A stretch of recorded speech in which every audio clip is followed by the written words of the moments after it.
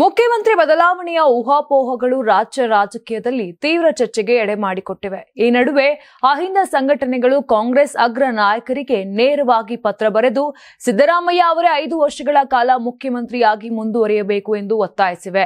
ಅಹಿಂದ ಸಂಘಟನೆಗಳು ಲೋಕಸಭೆಯ ವಿರೋಧ ಪಕ್ಷದ ನಾಯಕ ರಾಹುಲ್ ಗಾಂಧಿ ಮತ್ತು ಎಐಸಿಸಿ ಅಧ್ಯಕ್ಷ ಮಲ್ಲಿಕಾರ್ಜುನ ಖರ್ಗೆ ಅವರಿಗೆ ಪತ್ರ ಬರೆದಿವೆ.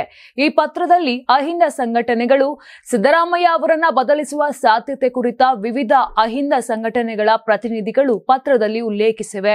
2023ರ ವಿಧಾನಸಭಾ ಚುನಾವಣೆಯಲ್ಲಿ ಅಹಿಂದ ನಾಯಕ ಸಿದ್ದರಾಮಯ್ಯ ಅವರ ನಾಯಕತ್ವದಲ್ಲಿ ಕಾಂಗ್ರೆಸ್ ಪಕ್ಷವು 135 ಸ್ಥಾನಗಳನ್ನು ಗೆದ್ದಿತ್ತು. ಅವರ ನಾಯಕತ್ವವೇ ಕಾಂಗ್ರೆಸ್ ಪುನಃ ಅಧಿಕಾರಕ್ಕೆ ಬರಲು ಕಾರಣವಾಯಿತು.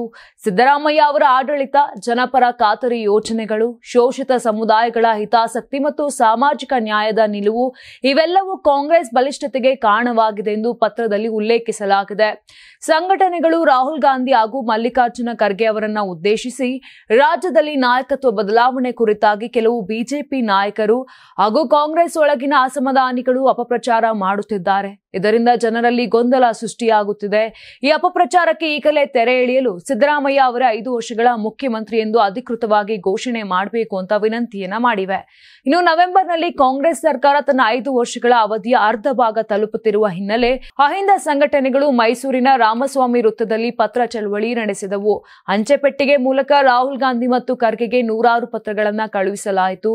ಸಿದ್ದರಾಮಯ್ಯ ಅವರ ಆಡಳಿತ, ಜನಪರ ಯೋಜನೆಗಳು ಹಾಗೂ ಸಾಮಾಜಿಕ ಸಮಾನತೆಯ ನಿಲುವಿಗೆ ಬೆಂಬಲ ವ್ಯಕ್ತಪಡಿಸಿದ ಅಹಿಂದ ನಾಯಕರು ರಾಹುಲ್ ಗಾಂಧಿ ಅವರ ಭೇಟಿಗೆ ಸಮಯ ಕೇಳಿದ್ದಾರೆ. ನೀವು ಸಣ್ಣ ಆಗ್ಬೇಕಲ್ವಾ? ಅದು ಒಂದು ಉತ್ತಮ ಆಹಾರದಿಂದ ಸಣ್ಣ ಆಗ್ಬೇಕಲ್ವಾ? ಪ್ರತಿದಿನ ನಮ್ಮ ಜೀನಿ ಸ್ಲಿಮ್ ನ ಯೂಸ್ ಮಾಡಿ ಯಾವುದೇ ಸೈಡ್ ಎಫೆಕ್ಟ್ ಇಲ್ದಂಗೆ ನೀವು ಸಣ್ಣ ಆಗ್ತೀರಾ.